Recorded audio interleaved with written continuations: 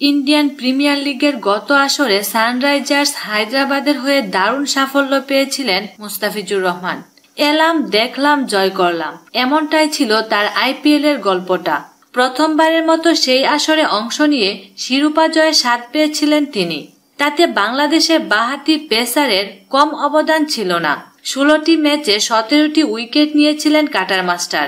গতবারের সেই সাফল্যের পুরস্কার পেয়েছেন মুস্তাফিজ।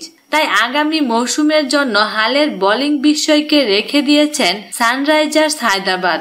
অলরাউন্ডার সাকিব আল হাসানকেও রেখে দিয়েছেন কলকাতা নাইট রাইডার্স।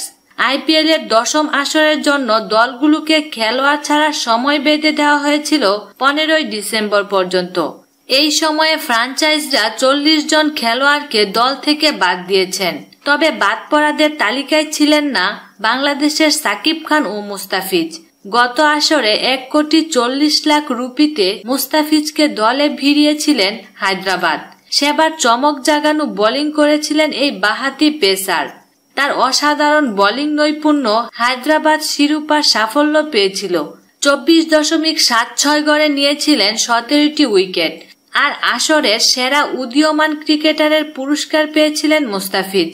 খেলাধুলা ও বিনোদন জগতের নিত্য নতুন খবরাখবর জানতে আমাদের চ্যানেলটিতে সাবস্ক্রাইব করার জন্য আপনাকে আন্তরিক ধন্যবাদ।